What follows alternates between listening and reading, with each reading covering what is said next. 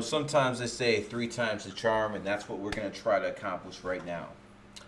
Um, I tried to broadcast this episode twice already, and I got about 2 minutes in the first one, and I don't know, about 3, 4 minutes in the second one.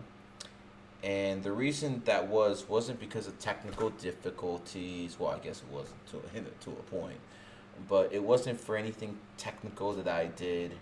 It was because the internet Gestapo, known as YouTube quality and care inspectors, decided that my live stream was against the rules. And at that point, I was talking about how a 6-year-old boy saved his sister's life. So, let's try it again for the third time. Welcome to GG33 Podcast Episode 5. And unfortunately, this is not live. I don't think anymore will be. Who knows? It definitely won't be on YouTube. But I will tell you this. The episode of today's episode is called The Clown Show. And you're going to find out exactly why in this podcast. But before we talk about that, I want to talk about something I mentioned in the very first minute. I talked about how a 6-year-old boy basically showed the world what true bravery is. Let's go to the video. That man right there, that 6-year-old boy, looks like he was just in a prize fight. But that wasn't someone whooping his ass. That was a dog that mauled him. And the reason that young man was in that situation was because he was running to save his little sister's life. At 6 years old, this kid had more bravery than the spineless politicians in office right now. You see, when the spineless maggots that we call our elected leaders saw the Marxist Black Lives Matter come at them, they didn't try to stop them.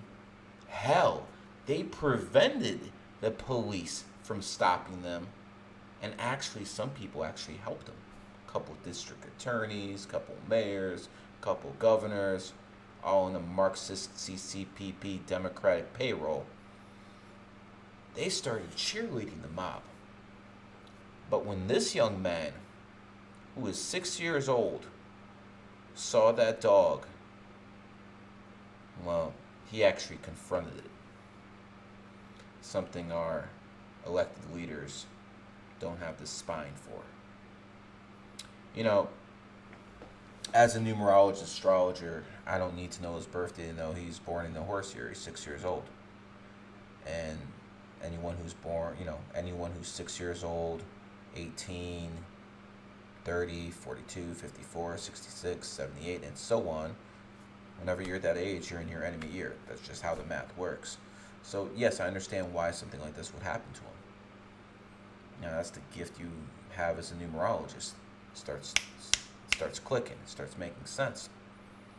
And when I look at this young man, I always have a quote that comes to mind. And forgive me, I don't know who said this originally, but the quote is this: "We can forgive a child afraid of the dark. The real tragedy in life is when adults are scared of the light." So again, while this young man, saved his sister's life, had enough integrity, enough honor, enough heart to get in that dog's way and take that beating, all of us can learn something. All of us can learn something from this young man. This is a real hero. It really is. Speaks volumes about his parents, because kids just don't grow up like this. You have to instill those values in them.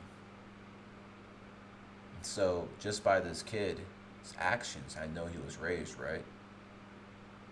And that's something we'll get into a little bit later on, because we got an action-packed episode for you. But let's make sure this show lives up to its episode name, The Clown Show. Because, ladies and gentlemen, I'm 42 years old. I have seen a few things in my life. It's not like I saw World War II or anything like that. But I have seen a few things in my life. And one of the most, not traumatic isn't the right word, one of the most impactful times in history during my life, at least politically, was between 89 and 1991. We had the Berlin Wall fall. We had East and West Germany become one again. We had the Soviet Union, a superpower, dissolve, turn into a couple Baltic states and modern day Russia, which is not nearly as powerful as the Soviet Union was. Those were really big events. Some of you guys in your 20s might not, understand this, but my parents are from Russia. I remember going to school when I was young, and they were calling me a communist. I mean, I didn't really understand that stuff too much back then, but I'm, fifth, sixth grade or something like that, and the kids in school are calling me a communist because I talk Russian. Well, that's how it was in the Soviet Union back then. That was America's arch rival. But I guess I just wasn't in line, or maybe I missed the day they were handing out white privilege cards. It is what it is. Anyways, 2020 is the craziest political year I've ever seen. It kills 2016. And it even trumps 1989 to 1991, which was what I remember from my timeline being one of the most dramatic events from a political shift in this world. And now we're having another one. But unlike the past ones, which were there to cripple communism, destroy the Soviet Union, which was a communist evil empire, now obviously the red is replaced by the CCP, the modern day 21st century Nazi party. When it all comes down to it, we have to understand that the whole picture is subjective. I get that. But what's going on right now makes no logical sense. And when I say we are living in a clown show, let's give you guys some examples.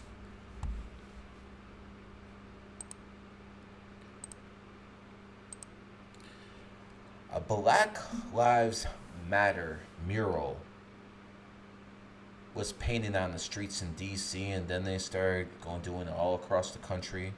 And then they did one in New York. And the one I'm going to focus on is the one in New York. Bill de Blasio, the communist Chi-Com over there, decided to defund the police by $1 billion. Not a million, not 100 million, but $1 billion. That's obviously going to have some impact. New York City police officers are retiring at staggering numbers right now. So there's obviously less cops in the streets, and the ones that are on the streets are less experienced. So what we have right now going on is one of the biggest crime waves in American history, and a lot of it is happening in New York City right now. And someone could counter and be like, Gary, it's coronavirus, people don't have jobs. I get that. But these aren't people trying to steal bread from a Costco's. These aren't people trying to steal water from a 7-Eleven. Those aren't those type of crimes going on. What's going on right now is the double tap stuff. One to the head, two to the chest. People are killing people at a record pace in New York City. And what does the mayor do? The mayor decides, no, not only am I going to help the criminals do this by defunding the police and making sure there's less police officers on the streets to prevent criminals from doing this, because now the criminals are emboldened, Not only am I going to do that, what I'm going to do is I'm going to paint Black Lives Matter right by Donald Trump's building in New York. Black Lives Matter. By painting that, somehow this man is going to solve crime. He's taking people off the streets. Police officers, not the ones he hasn't fired yet. He's taking cops off the streets to guard this mural. But what's happening? Even with police protection, even though they're blocking off this section of the road, just think about that. To make a political statement, these people are blocking off the road with police officers every shift, impeding commerce every freaking shift, so they can guard a sign instead of guarding people? And what's happening? People are throwing paint over it. There's this one person who threw blue paint over it. I'm sure there's a black lady doing it, because obviously if a white person does it, they'll be hit with a hate crime. Oh, you think that's crazy? Nah, that's what happened in California. A white lady started painting over a Black Lives Matter thing, and she got hit with a hate crime. This white lady right here might get hit with a hate crime with the All Lives Matter shirt, which is, I'm assuming, a symbol of hate now. But here's another black patriot. Look at her. Just painting all over that. Look, the cop fell. Because they're actually fighting for the police. If that was a conservative and that happened, a conservative white person, they might get hit with a hate crime and maybe assaulting a police officer because that cop just flipped. Notice the cops ain't really trying to rough her up too bad. One cop got injured though. But what I'm basically showing you is this isn't a white versus black thing. Don't fall into their narrative. That's what the elite want you to do. They like the identity politics, because as long as whitey's over here and the brown and black and minorities are over here, you're fighting each other, you're not looking up there. And that's where they want you not to look up. They want you not to look up there. These are very smart. They know if George Soros funds some district attorney with $200,000 for their campaign, and then he makes a phone call for this district attorney to hit this white family with a hate crime because they painted off of this, they know it's going to cause controversy on both sides because it's outrageous. It's outrageous. But that's what they want. You know, this is all playing into Trump's hands, by the way. Because what's going to happen is he's going to bring in the law and order. And then people are going to thank him for cleaning up the streets. Now, obviously, the Democratic Party would rather have society devolve to this right here, because that's how they stay in power. They want people to be scared to go outside. They want people dependent on the state. This is shameful. This is what society has devolved down to. People painting over signs. I mean, this is a political statement. It has no business on city streets. But they knew that would happen. They knew if they put this out there, people would start doing this. And then people who support Black Lives Matter would be like, oh my God, look at these racists. It plays into both sides. Identity politics at its finest. Sad. Very sad. Anyways, let's move on. I told you this is the clown show, and it definitely is the clown show. I want people to look at this. This is the craziest thing I've ever seen in my life. Where's your white top brand? Where's your white top brand? Get on it!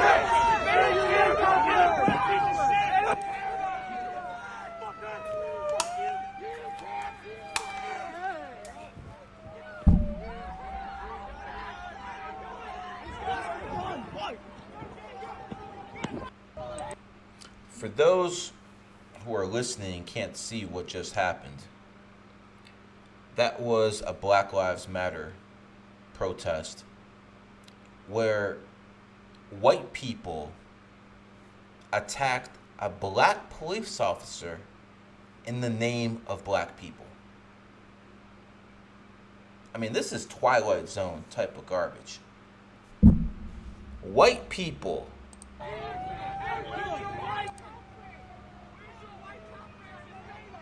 look at these white people surrounding them with their KKK. Look at this. Look at this. White people. A bunch of white people just attacking a black police officer. This is insane. And this ain't the 1950s, and they say they're doing this for black lives? You take the police out the ghetto, you take the police out of low-income areas, it's going to turn into the Middle East. People will be clipping each other every single hour like New York and Chicago right now. It will turn into a war zone. You're trying to take the police away from the people who need them the most. Now, some people would argue, I don't get it. All right. So let's bring another side to this perspective. Where is it? Right here? Let's play her. She has something to say to the All Lives Matter crowd. And if you do care about all lives, then there should be outcry for every oppressed and underrepresented group in this country. Where is the justice? Where is the anger for children being killed in schools? Where's the justice for our Native American brother and sisters who are being murdered and kidnapped? Where is the upset and outcry for the amount of sex trafficking that happens in this country? Okay. She's very upset, and I think that's stuff we can all be upset about. I think any person of good morals would understand all that stuff is upsetting. But what a lot of these people make it sound like is cops basically are KKK members looking to hunt down as many black men as they can during their shift. That's basically what it sounds like when a lot of these people are talking. They're scared for their life to go outside because a black man can get shot by the cops. I mean, they make it sound like tens and thousands of black men are being killed by the police every single year. So, let's look at the stats.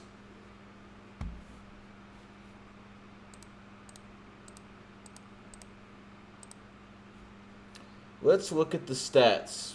This is a stat from 2017 to 2020. How many people the police have killed in every one of those years in their race. Let's take a look over here. 2017, 223 black men were killed by the police. 223. Now, there's millions of black babies aborted. No one's marching about that. There's at least 50,000 black men who are killing each other in the streets all the time. No one's in Chicago, New York. No one's saying anything about that. I mean, hell, more black men die in car accidents than that.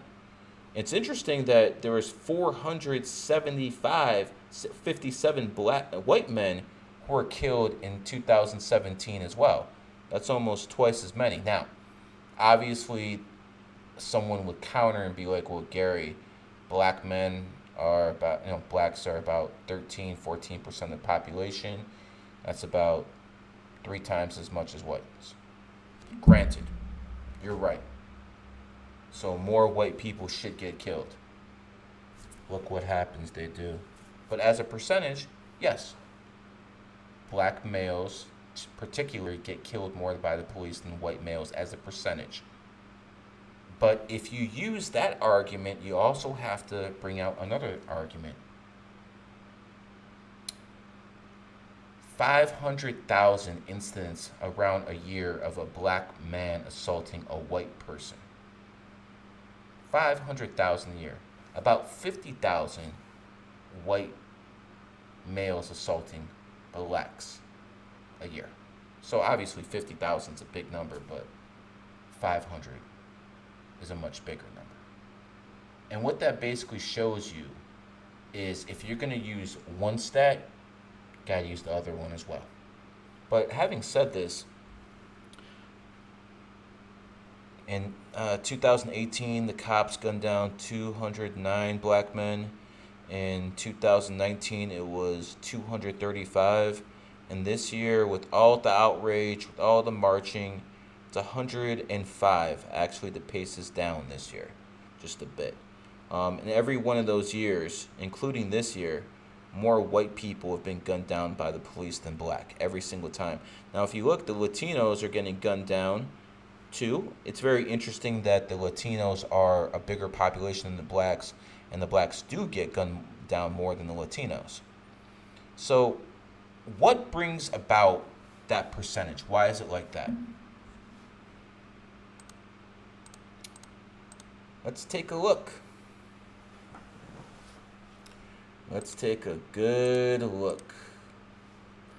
This right here is a video of 3 people kicking in someone's house and attempting a home invasion and trying to rob them. I'm going to play the video.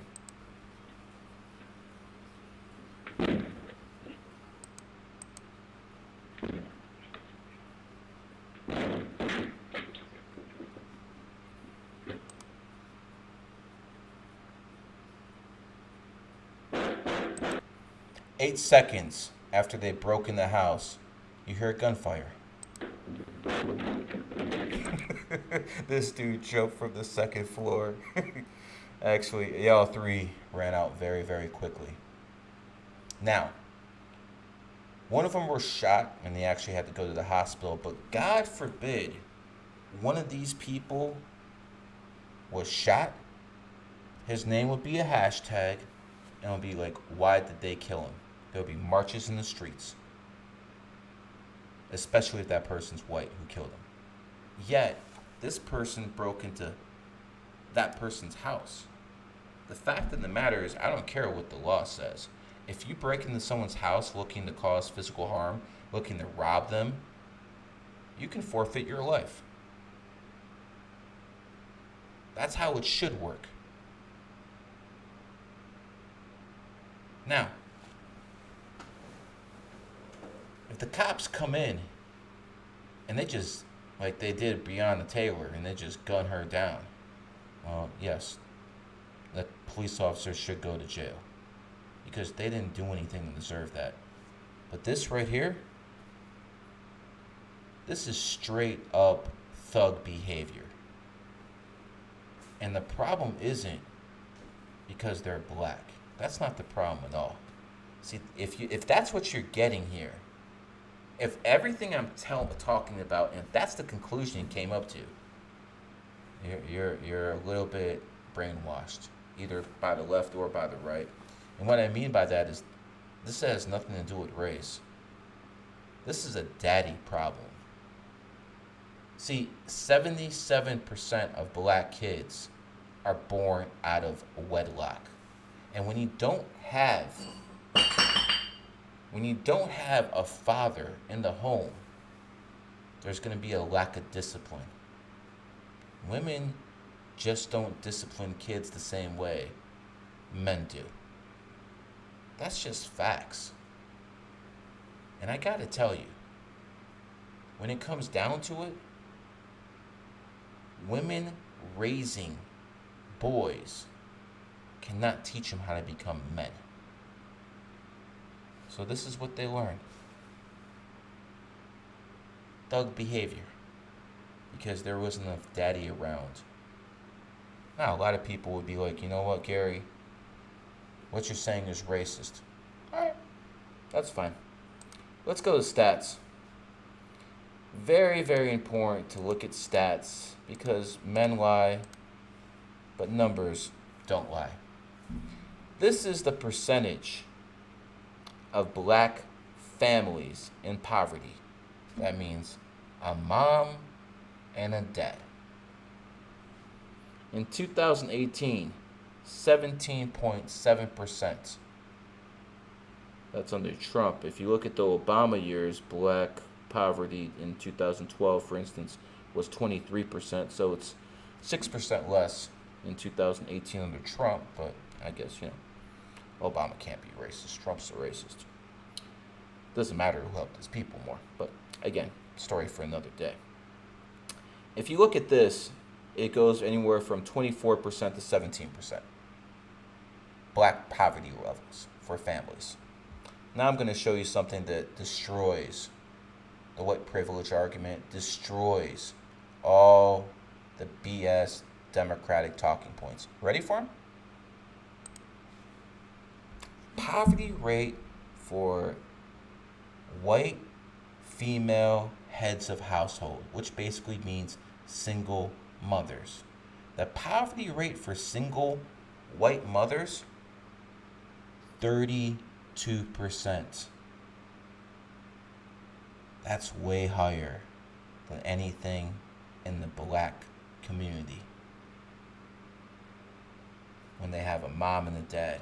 So what that proves is if you have a solid mom and dad, that's a privilege in life. That's the real privilege. Right there.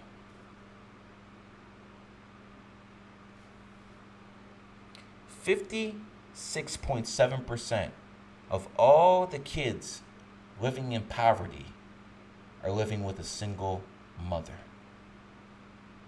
Almost 60%. Think about that.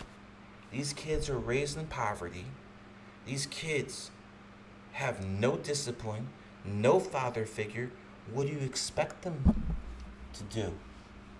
What do you expect them to do except to go around and do this? Kicking down doors. They don't know any better. They didn't have a mail. They don't know any better. So this isn't about race. This is how someone is brought up. And I just proved it with stats. And we're going to get back to those stats a little bit later on. But I want to flip this to a second back to the clown show. That's the name of the episode, the clown show. So I want you to take a look at this clown show.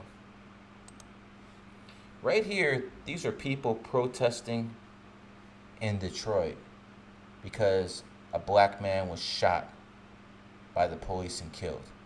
I want you to listen to this story very carefully.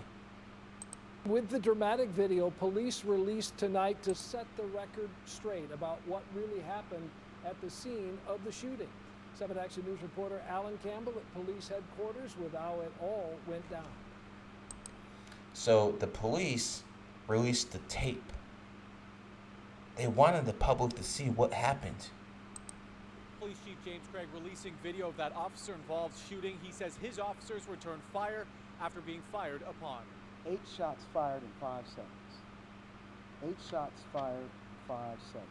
Police Chief James Craig outlining the events that happened leading up to a deadly officer-involved shooting near San Juan and West McNichols around 12:30 Friday afternoon. Officers from the 12th Precinct and the Gang Intelligence Unit were there engaging in surveillance. Chief Craig says officers were in the area to make an arrest on a man the chief called Mr. Sylvester on a DEA warrant after a deadly shooting earlier this month. The gentleman.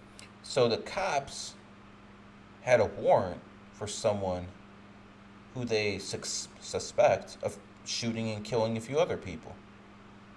Wearing the white T-shirt was the focus of their investigation. He was the individual being arrested. Chief Craig says Mr. Sylvester was arrested without incident. However, during the arrest, So the guy they're looking for who had a warrant, he gets arrested, no incident. Watch what his friend does. Chief says Hakeem Littleton drew a handgun from his side pocket, pointed it at the officer, and fired. I want you to think about this. That guy, Akeem, saw his buddy getting arrested. He said, F this. He pulled out a gun and he shot the police officer. He tried to shoot. He did shoot him, but he missed. And then the officer returned fire and killed him. Now, I don't know about you, but if someone's shooting at me first, and you return fire, that's not murder. Yet, these people think it is.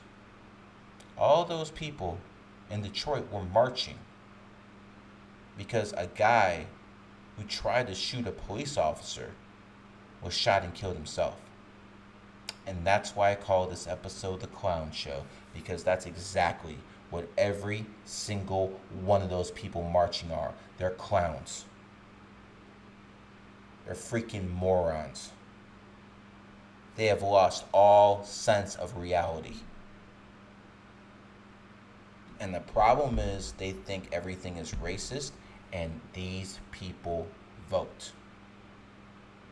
These morons who are marching because a cop killed somebody who was trying to kill him, they don't deserve the right to vote. This is absolutely pathetic. This isn't George Floyd and a cop putting a knee on his neck for 8 minutes and 46 seconds, contributing to his death. This has nothing to do with that. They're marching for a man who tried to murder a police officer and in the process got killed himself. And they don't care. They just don't care. These people are the epicenter of useful idiots. That's sad. That really is.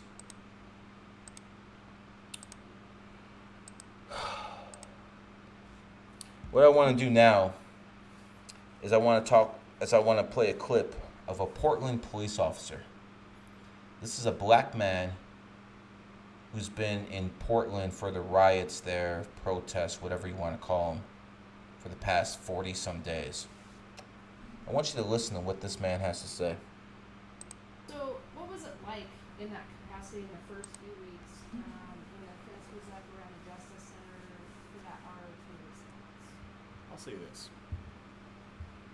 I got to see folks that really do want change, like the rest of us, that have been impacted by racism. And then I got to see those people get faded out by people that have no idea what racism is all about, never experienced racism, and don't even know that the tactics that they are using are the same tactics that were used against my people. And they don't even know, they don't even know the history, they don't know what they're saying. Coming from someone who graduated from PSU with a history degree, it's actually frightening. He basically told you that people came out exercising their First Amendment rights, wanting change.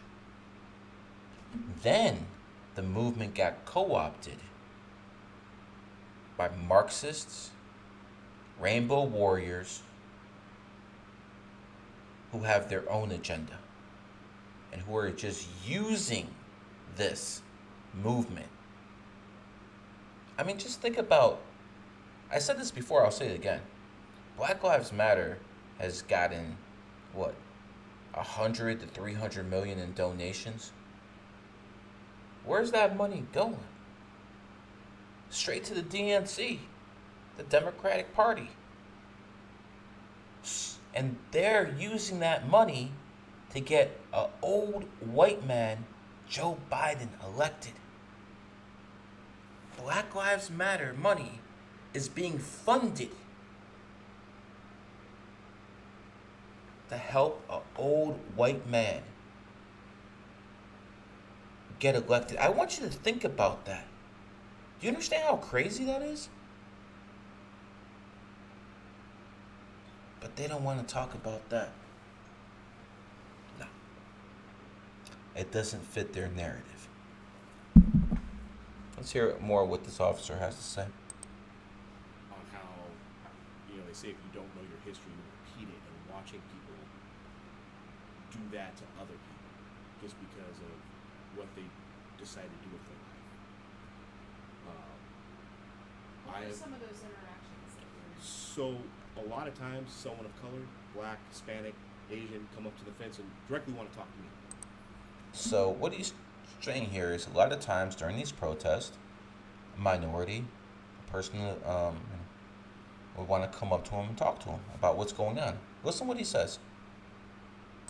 Hey, what do you think about George Floyd? What do you think about what happened on the fence? I go to the fence, someone white comes up, F the police, don't talk to him. That was the most bizarre thing. So here we have a black police officer and protesters come up to him and want to talk about what he thinks. White people are going up to them and saying, he's a fucking pig, don't talk to him. Again, white people are going up to minorities and telling them, don't talk to that minority. This is the fucking Twilight Zone?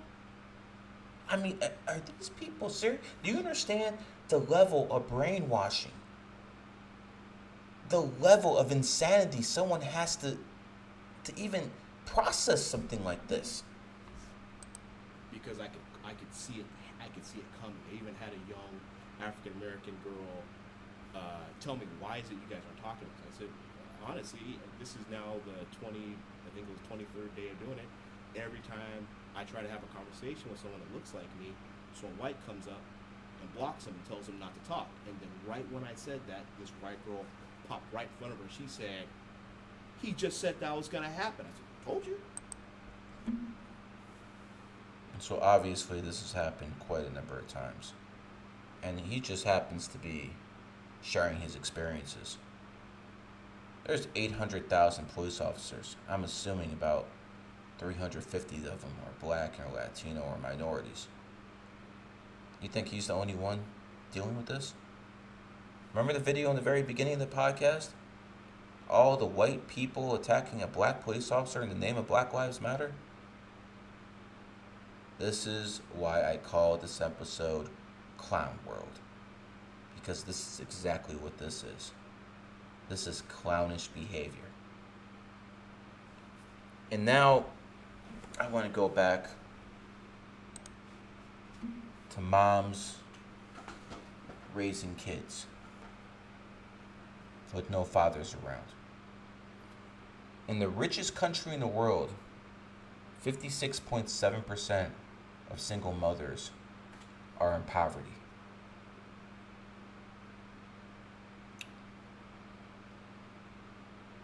I've told people many times, whores, loose women are more dangerous to the United States of America than any standing army in the world.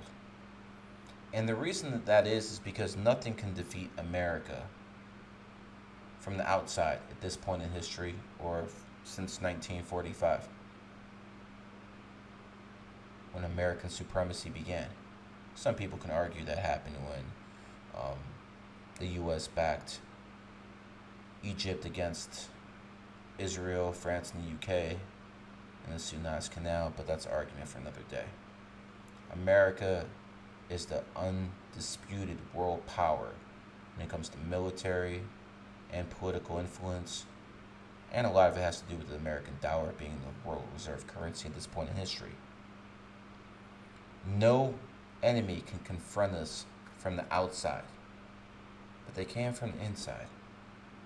So let me explain how this works.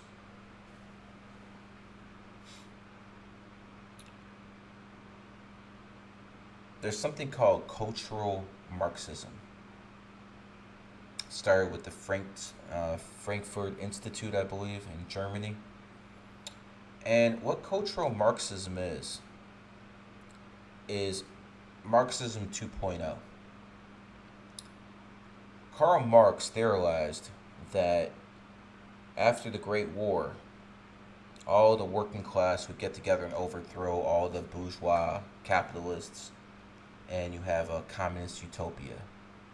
After World War II, that didn't happen. So now the Marxists got to get back to work. What happened? What was wrong? And what they decided was it's Christianity that's the problem. They decided that Christianity promotes one man, one woman, one child, and that is what keeps Western society together, the nuclear family. So what the communists decided to do was they're going to reform Marxism into cultural Marxism. And what they were going to do is they're going to push the minorities, push the feminists, push the LGBT in a way to use them as useful idiots to overthrow the nation. Because people are scared to be called a racist. People are scared to be called homophobic. That can get you fired, as we've seen countless times over and over and over. So that teaches people to shut their mouth. That's what it's all about. They want people to shut their mouth. And they know if they take money out your pocket or make enough examples of people, you will shut your mouth, most of you. Now, I don't work for anybody. They can't really do anything to me except ban me, like, how many is it now? 9 times on Twitter, 100,000 followers gone. Just this podcast, they try to, they banned the live podcast. Never had that happen to me before, but it only took the 5th episode before YouTube got to me. So if you don't go with their narrative, they'll shut you down too. And here's the point.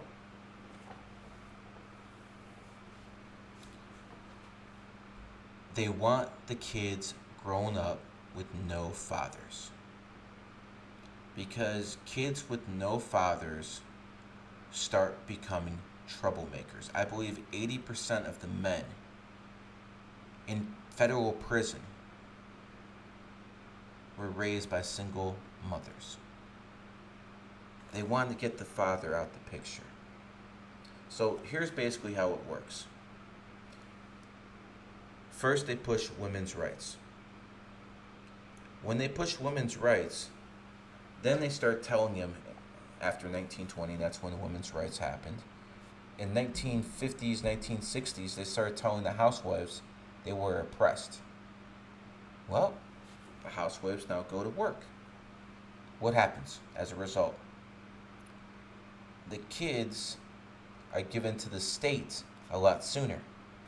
So before, where a mom would raise a kid, a housewife would raise a kid until they're 6, 7 years old and ready to go to 1st grade, now they're going to preschool. Now they're going to daycare when they're 1, 2, 3, 4 years old. Why? Because the mom works. Who's raising that kid? The state. The state gets its tentacles in that kid, and they can start brainwashing that kid a lot sooner.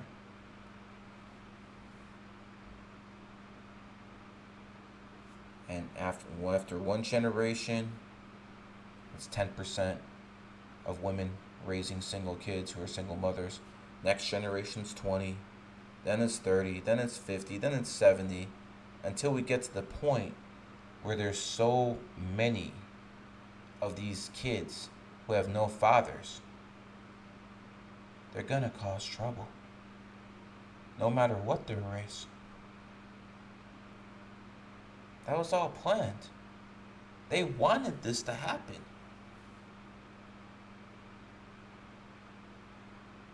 They want to break up the nuclear family. Listen, I'm not Christian, nor will I ever be. I don't even believe in the nonsense in the Bible. I'll take a couple passages here and there because it's just common sense. Like the pathway to hell is paved with good intentions. Like the Democratic Party, nothing but so-called good intentions, but they're leading their constituents right to hell. So I'll use quotes from the Bible, But I don't need Christianity to know that if you have a mom and a dad, that's the only real privilege in life.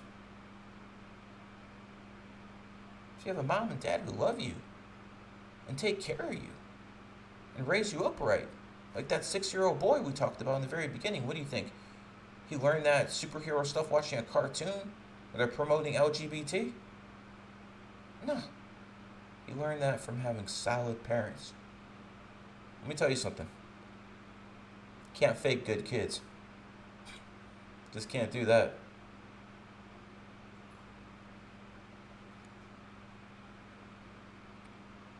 Slowly and slowly, you have churches burning down. And again, I don't care, but what I'm trying to show you is they're trying to bring down the nuclear family. And in the communist minds, the nuclear family and Christianity are like this. So you bring down Christianity, you bring down the nuclear family. Now, I'm from a different mindset of thinking. I understand how stupid people are and how most people in society are sheep. So I understand why religion taught them to fear things, because at least when that happened, they kept these people in check with their sick impulses, these sexual deviants.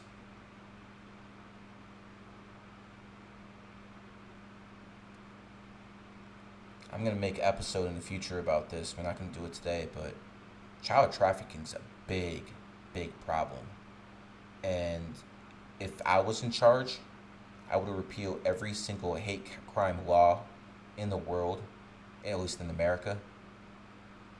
Because when you pass hate crime laws, you're basically insinuating that one race is worth more than another. Because if you kill this person, you get 5 years, but if you kill this person because of a hate crime, you get 10. That doesn't make logical sense to me. That's not constitutional. But what I do believe is the kids must be protected. Because if you don't protect the kids and you don't groom them to be responsible citizens when they get older, what's going to happen is you're going to have Generation Z here, Generation Zombie, where they just hate. You either take care of your kids, or when they start growing up, they might take care of you. Catch 22 here.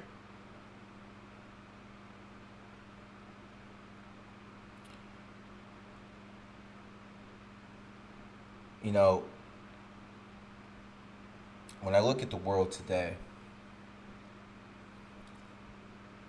you have to look at it from the perspective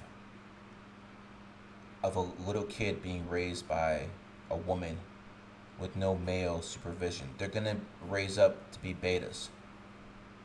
A lot of these guys are betas because they were raised by women, and that's why they think like betas.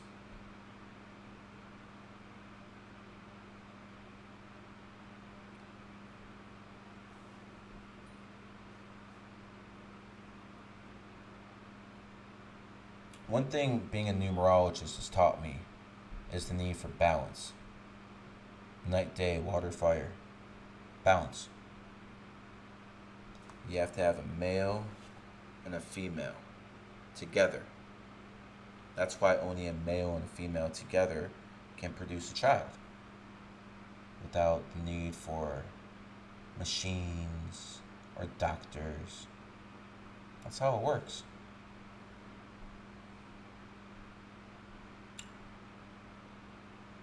And those kids growing up,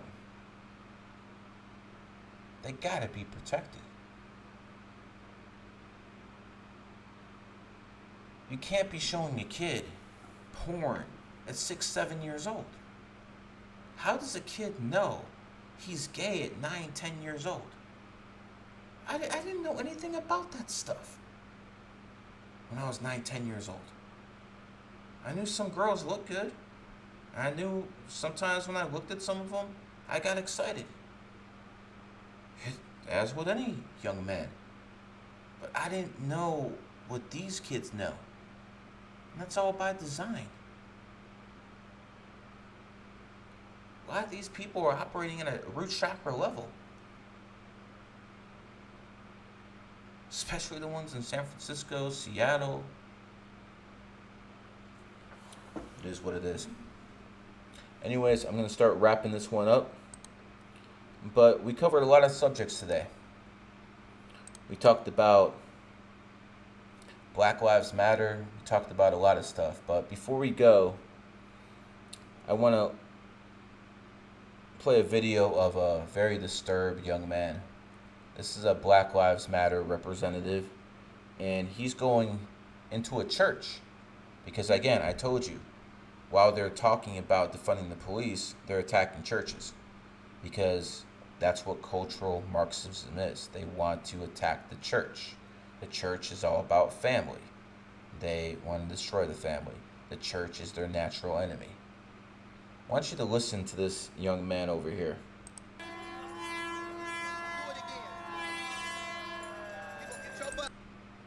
He's has some kind of horn, and he's at a church protesting, and now he's telling a woman he's about to whoop her ass. You in that cross? He's about to whoop your ass and that cross. So obviously he has a profound hate for Christianity. We're going to discuss why in a little bit. You in that cross is gonna get that butt whooped. If you hit me again, I'm gonna show you saved and sanctified. Uh-oh. A man came up to him. Don't ever, don't walk up on me like that again. Move. See, he is forceful for a man around, but he wants to talk shit to a woman.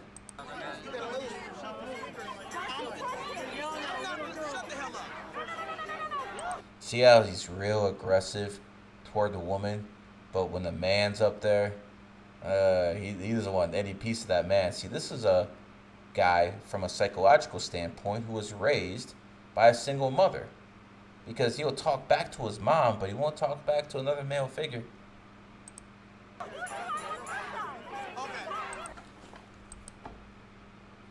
Now, obviously this is a troubled young man, and I happen to find a little bit more history about him.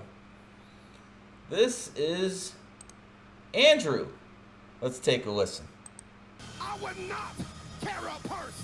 I would not put on makeup. I will love a woman. Obviously, this man is a fruitcake, LGBT warrior now. But before,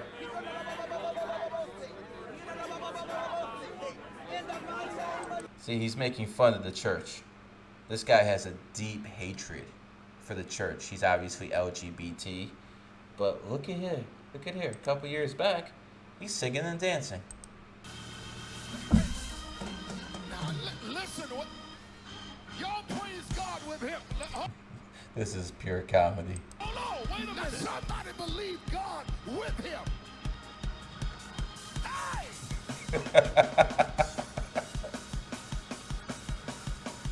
We don't just preach condemnation. We preach reconciliation. Interesting that he's telling the church that he's cured, he's not a gay man anymore, but he's dancing around nothing but guys.